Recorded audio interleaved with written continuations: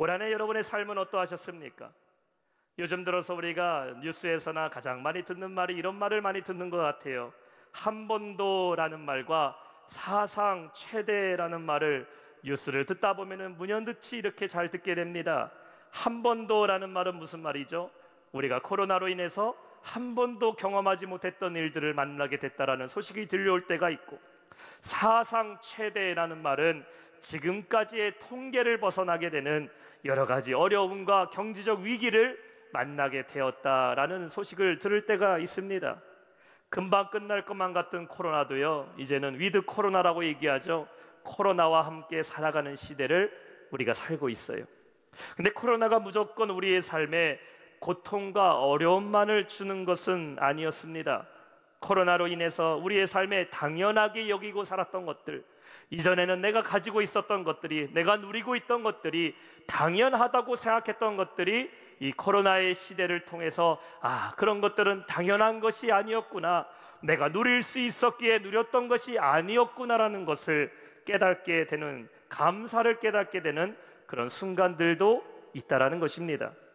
코로나로 인하여 주신 10가지 감사기도라는 글을 제가 보게 됐어요. 함께 나누기를 원합니다. 제가 첫 번째, 두 번째 10가지 읽을 때 끝날 때마다 여러분 함께 우리 아멘으로 화답했으면 좋겠습니다. 첫 번째, 모든 것이 합력하여 선을 이루어 주시고 모든 것에 유익을 주시니 감사합니다. 아멘. 좋습니다. 두 번째, 세상 끝날까지 우리와 함께하여 주셔서 위기 가운데서도 두려움이 없게 하여 주시니 감사합니다. 아멘. 세 번째, 모든 환난 가운데서 벗어나 근심 없게 하여 주시고 주님 주시는 평강 가운데 평안을 주시니 감사합니다. 아멘.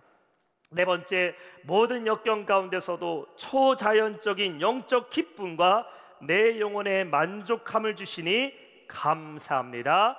아멘. 다섯 번째, 인간의 연약함과 무능함을 절감하게 하시고 오직 전능하신 하나님만 의뢰하게 하시니 감사합니다. 아멘. 여섯 번째, 모든 불순적인 요소를 정화하여 주시고 불로 연단한 금과 같이 나의 연약한 심령을 강화시켜 주시니 감사합니다. 아멘. 일곱 번째, 극한 상황에 처했을 때에 비로소 하나님을 찾게 하시고 겸비하여 기도하게 하시니 감사합니다. 아멘. 여덟 번째, 하나님의 뜻대로 살지 못하고 믿음 없이 살아온 것을 진심으로 회개하게 하시니 감사합니다. 아멘. 점점 아멘 소리가 작아지는 것 같아요.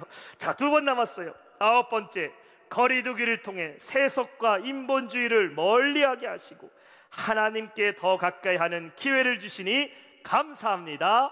아멘. 열 번째입니다.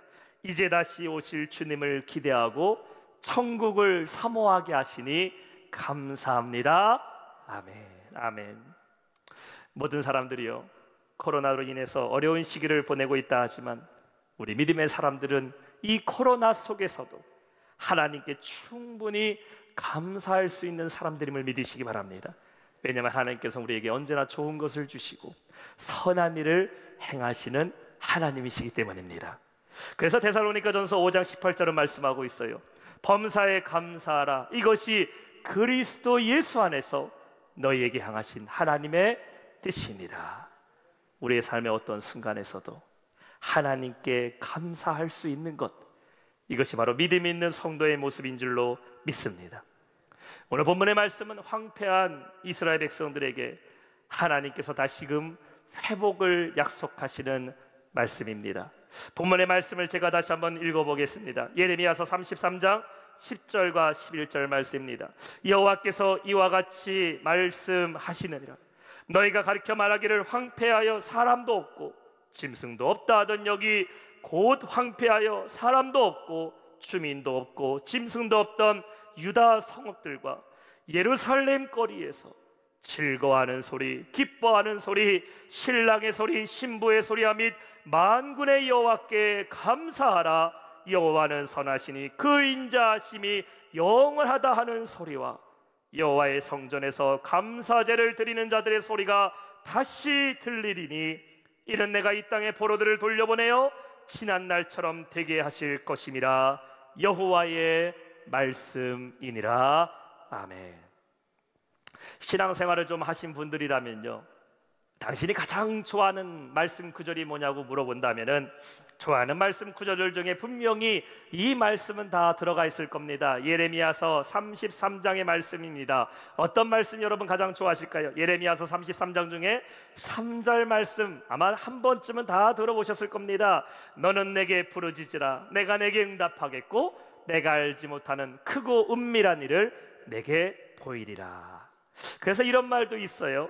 위기를 당할 때 여러분 전화해야 될 천국 위기 전화번호가 있다고 합니다.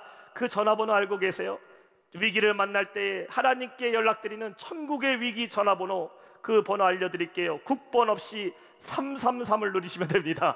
333 뭐죠? 예레미야 33장 3절 말씀. 너는 내게 부르짖으라 내가 내게 응답하겠고 내가 알지 못하는 크고 비밀한 일을 내게 보이리라.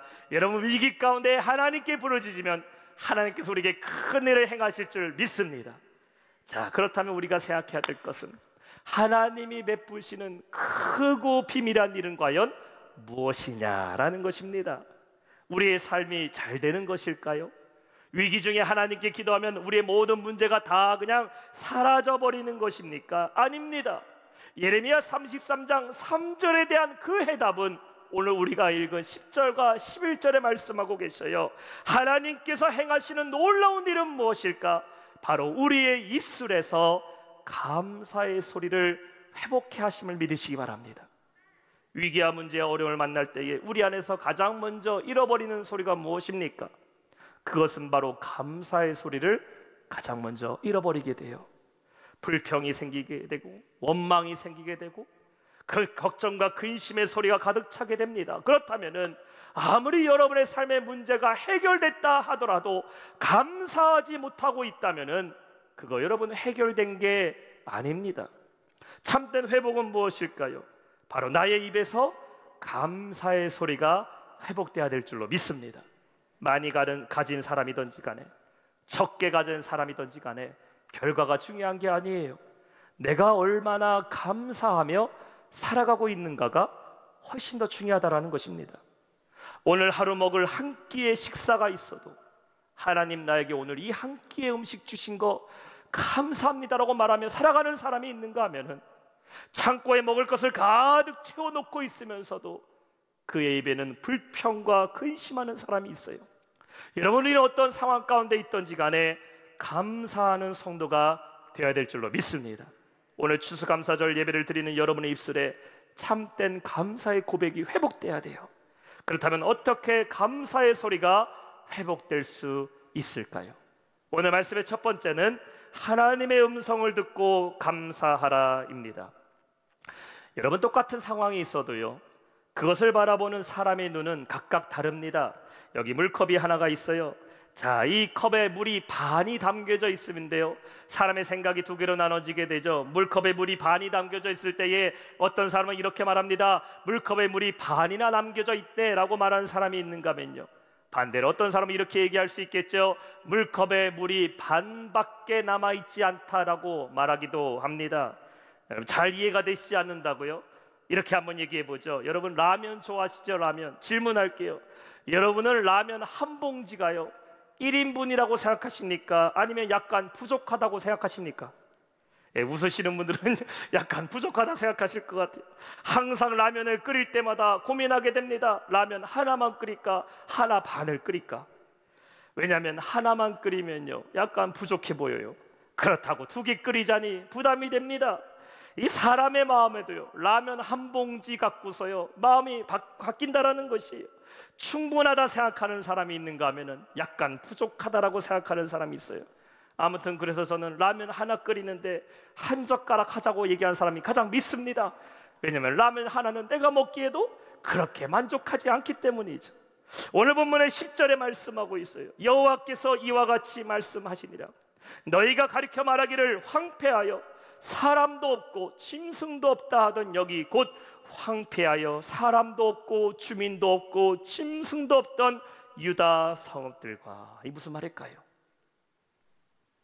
이스라엘 백성들이 지금 말하고 있어요. 우리가 지금 너무나 황폐한 삶을 살고 있다라는 것이죠. 예루살렘이 황폐해졌어요. 사람들이 다 뿔뿔이 도망가 버렸습니다. 흩어져 버렸어요. 짐승들도 없어요. 가축들도 없어요. 재산도 없고 일할 수 있는 자리도 없습니다. 다 없어져 버렸다라는 것입니다. 근데 여러분, 이 말이 과장되게 얘기한다던가 혹은 비판적으로 말하는 그런 말이 아닙니다. 이어서 말씀을 보게 되니까 사람들이 하는 말이 다 맞다라는 거예요. 맞다. 여기 곧 황폐하여 사람도 없고 주민도 없고 짐승도 없던 유다 성읍들과, 다시 말해서 그들이 하는 말이 틀리지 않았다라는 것이에요.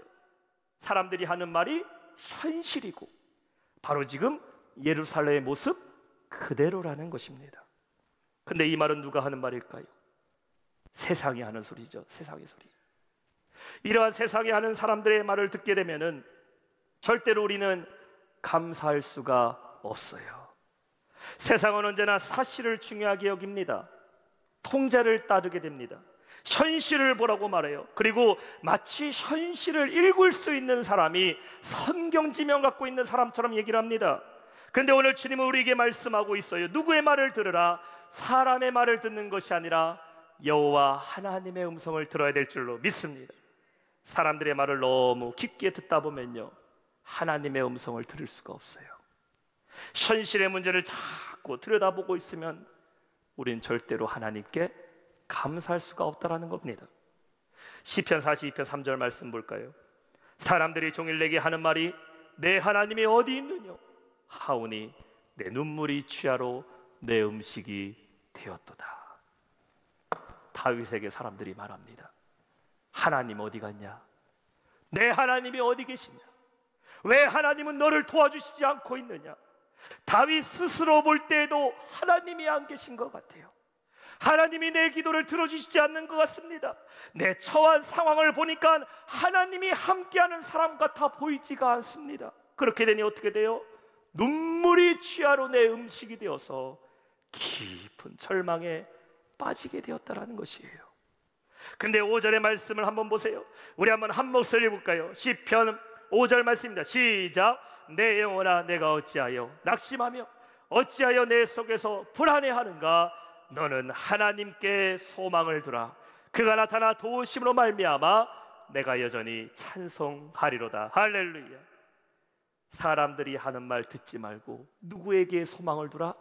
하나님께 소망을 두고 도우시는 하나님의 음성을 들으라 라고 말씀하고 있는 거예요. 사랑하는 성도 여러분, 하나님의 음성을 들어야 우리는 감사할 수 있음을 믿으시기 바랍니다. 오늘날 현실의 문제에서 감사할 수 있는 사람 얼마나 있습니까? 코로나로 인해서 전 세계 경제가 다 다운돼 버렸어요. 경제적으로 넉넉하고 풍요로운 삶을 살아가는 사람 누가 있습니까? 여러분의 개인의 삶을 현실의 눈으로 바라본다면 여러분 얼마나 감사하고 살 수가 있겠습니까? 열등감에 사로잡히게 돼요.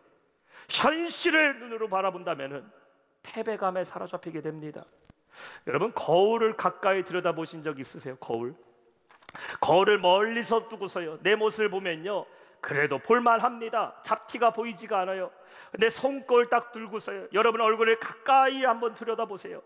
멀리서 거울을 볼 때에는 보이지 않았던 것들이 가까이 손거울 들여다보면요 다 보입니다. 얼굴에 잡티도 보이게 돼요. 온갖 것들이 내 얼굴에 묻어있다는 거 자세히 보게 돼요.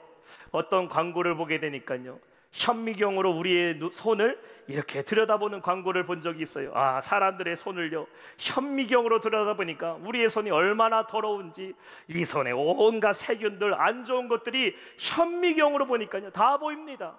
아, 그 영상 보니까요 함부로 사탕 같은 거, 과자 같은 거 손으로 집어먹을 수가 없어요. 걱정되더라고요. 왜냐하면 가까이 보니까 온갖 것들이 다 보인다라는 것이에요. 현실이 그렇고 현실만 뚫어져라 쳐다보는 사람은요 아무것도 못합니다. 아무것도 못해요. 사람들이 하는 말이 정확할 수 있어요. 아니, 내가 지금 보고 있는 내 현실이 더 정확할 수가 있어요. 내가 처한 현실 누구보다 내가 더 잘 알고 있습니다. 그런데 여러분 기억하세요.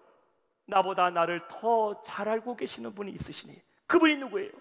전능하신 하나님이 나보다 나를 더 잘 알고 계심을 믿으시기 바랍니다. 그 하나님이 지금 말씀하고 있는 거예요. 내가 너를 회복해 하리라.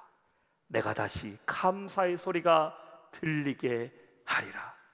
우리는 하나님을 의지하며 하나님의 말씀을 믿고 살아가야 될 줄로 믿습니다. 이제는 자꾸 사람들의 말에 귀를 너무 기울이지 마세요. 현실을 좀 보라고, 상황을 좀 보라고, 그 말에 여러분 정신을 다 빼앗기지 마세요. 그러면 감사할 수 없습니다. 가정의 현실의 문제만 보고 있으면 감사할 수가 없어요. 그러나 하나님께서 내 가정 반드시 회복하실 것을 믿으면 감사하게 됨을 믿으시기 바랍니다. 사업장과 직장과 현실을 보게 되면 감사하기가 힘들어요.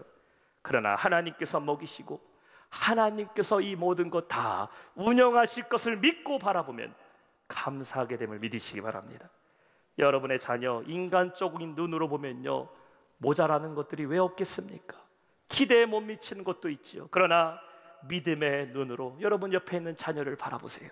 하나님 반드시 내 자녀를 크게 들어 쓰시고 하나님께서 반드시 내 자녀를 사용하실 걸 믿고 바라본다면 우리는 감사할 수 있음을 믿으시기 바랍니다. 우리는 하나님의 음성에 귀를 기울여야 돼요. 믿음의 눈을 들어 하나님 나에게 말씀하시는 그 역사를 바라볼 때 우리의 감사의 소리가 회복될 줄로 믿습니다. 말씀의 두 번째는 선하시고 인자하신 하나님께 감사하라 입니다. 11절 중반절 말씀을 한번 찾아보세요.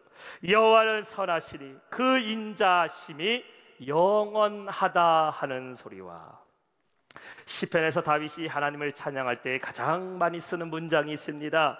그 고백이 바로 이 고백이에요. 시편 105편 말씀 보면은 여호와는 선하시니 그 인자하심이 영원하고 그 성실이 대대에 이르리로다 라고 말씀합니다. 시편 102편 1절에도 말씀합니다. 할렐루야 여호와께 감사하라. 그는 선하시며 그 인자하심이 영원함이로다. 107편 1절도 고백해요. 여호와께 감사하라. 그 선하시며 인자하심이 영원함이로다. 우리 시편 136편 1절 말씀 한 목소리 읽어볼까요? 시작. 여호와께 감사하라. 그는 선하시며 그 인자하심이 영원함이로다. The Lord is good. His love endures forever. 하나님은 선하시며 그 인자하심이 영원함이로다. 이것은 하나님의 두 가지 속성을 말하고 있어요. 첫 번째 무엇입니까? 하나님은 선하시다. God is good. 하나님은 선하시다라는 거예요. 두 번째 무엇입니까? 하나님은 그 인자하심이 영원하시다라는 것이죠. 제가 지금까지 살면서요 만났던 분들 중에 스스로 자기 성격이 나쁘다라고 말하시는 분들 거의 본 적 없습니다. 대부분 이렇게 말씀하세요. 웬만해서 내가 남에게 싫은 소리 듣지 않고 살았다. 그 다 성격 좋다고 얘기하지만요, 보세요. 아무리 성격 좋은 사람이라도 할지라도 자신의 성질이 드러나는 순간이 한 번쯤은 있습니다. 사람들이 말합니다. 여러분 옆에 계신 남편과 아내에게 말하고 있어요. 아유, 이렇게 정말 성품 좋은 남편, 화도 내지 않는 아내와 살아서 얼마나 행복해지겠냐라고 말하지만 속으로는 뭐라고 말합니까? 1년만 같이 살아보라고. 내 속은 나밖에 모른다고. 아무리 겉으로 좋아 보이지만 사람은요 자신의 성격이 다 그 안에 있습니다. 사람이 아무리 선하다 한들 사람의 선함은 제한적이지요. 조건적입니다. 불완전해요. 그러나 하나님은 어떤 하나님이십니까? 하나님은 완전히 선한 하나님이심을 믿으시기 바랍니다. 마이클 리우스의 선하신 하나님이라는 책에서는 청교도 신학자인 토마스 굿윈의 말을 빌려서 이렇게 표현하고 있어요.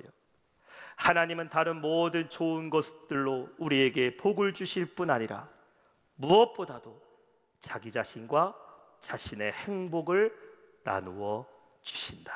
무슨 말일까요?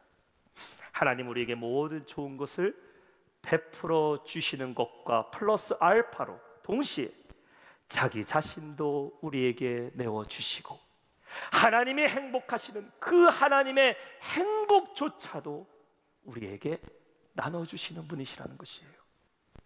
생각해 보세요. 자기의 행복을 빼앗기면서까지 선을 베풀어 주는 사람이 어디 있습니까? 누구나 자기 자신의 행복을 가장 중요하게 여겨요. 선을 베푸는 것조차도 내가 행복하기 위해서 착한 일 합니다. 내가 만족하기 위해서 선을 베풀어요. 그러나 하나님의 선하심은 그 모든 것을 우리에게 주실 뿐만 아니라 자기 자신도 우리에게 주시고 하나님의 행복까지도 우리에게 내어주시는 선하신 하나님이심을 믿으시기 바랍니다. 그리고 또한 하나님은 어떤 분이시라고요? 그 인자하심이 언제까지 이어진다? 주의 인자하심이 영원하다라고 성경은 말하고 있어요. 영어로는 endures forever이라고 말합니다. 이 endures란 말은 견디다, 참다, 버티다라는 의미를 가지고 있어요. 히브리 원어로는 헤세드라는 말을 씁니다. 헤세드, 충성되다, 책임감이 강하다라는 것이죠. 그것이 언제까지? forever, 영원토록 하다. 다시 말해서 하나님이 우리에게 베풀어 주신 사랑은 무한한 사랑을 베풀어 주시는데 그 사랑이 forever, 영원히 지속되게 되기 위해서 하나님은 책임을 다하시고 신실하시고 참으시고 견디시고 지키시면서까지 우리를 사랑하심을 믿으시기 바랍니다. 이 선하시고 인자하심이 영원한 하나님을 내가 믿을 때에 우리가 감사하지 않을 수가 있냐라는 것입니다. 올해에도 교회 감나무예요. 심겨진 우리 마당에 심겨진 감나무에 이 감열매가 주렁주렁 올해 많이 열렸습니다. 그래서 엔젤마켓에 우리 감나무 그 열매를 따서 이렇게 판매를 하게 되는데 엔젤마켓 오신 분들이요, 감을 보면서 말하더라고요. 어떻게 이렇게 실한 감이 어디서 이렇게 따왔냐고. 그랬더니 이 물건 파시는 우리 권사님께서 자신 있게 이렇게 말합니다. 우리 교회 마당에서 딴 감나무라고, 감이라고, 이거 유기농 감이라고, 농약도 안 치고 그냥 자연적으로 자라는 감인데 얼마나 맛있고 단지 모른다고 교회 감을 얼마나 이렇게 자랑을 하시는지 참 신기하지요. 작년 가을에도 그렇게 감나무에는 감이 주렁주렁 많이 열렸는데요, 올해에도 가을에 보니까 감나무에 감이 주렁주렁 많이 열렸어요. 분명한 사실은 감나무에 뿌리를 뽑지 않는 한 내년에도 감나무에는 감이 주렁주렁 열리게 된다라는 것입니다. 추운 겨울에는 감나무에서 감을 볼 수가 없어요.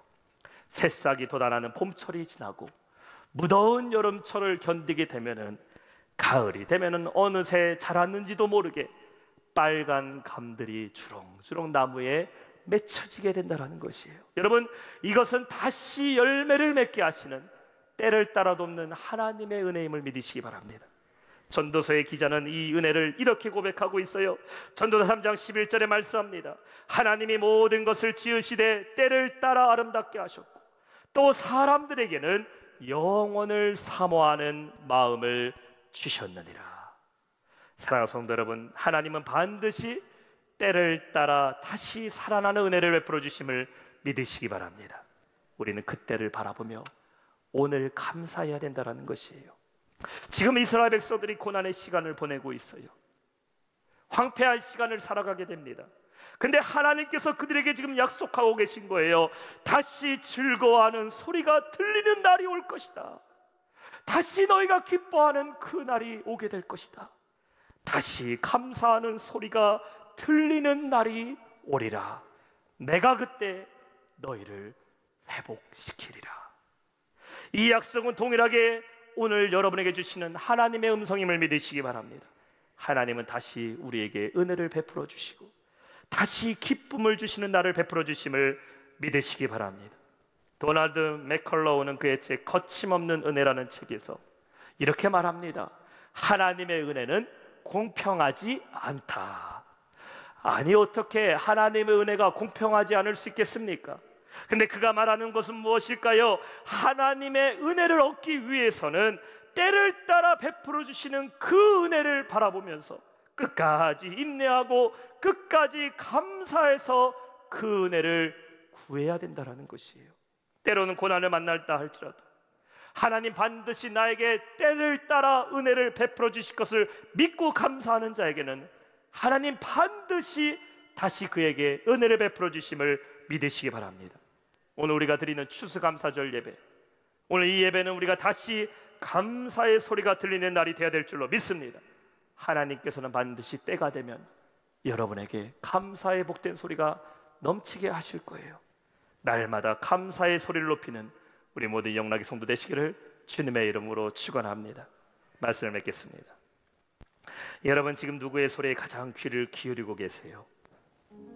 현실의 문제를 바라보라는 사람의 소리에, 내 머릿속에 내 마음에 들리는 그 소리에 기울이고 있습니까? 이 시간 여러분, 추수감사절 성전에 나와서 감사 예배는 드리고 있지만 내 마음에 여전히 걱정과 근심으로 가득 차 있다면, 몸은 감사절 예배를 드리고 있어도 여러분의 심령은 감사하고 있는 게 아닙니다. 이제 하나님의 음성에 귀를 기울여야 돼요.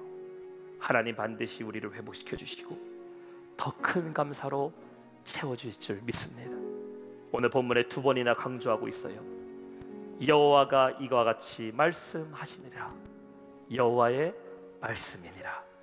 하나님의 음성에 귀를 기울이면 감사할 수 있게 됩니다. 하나님 어떠한 하나님이세요?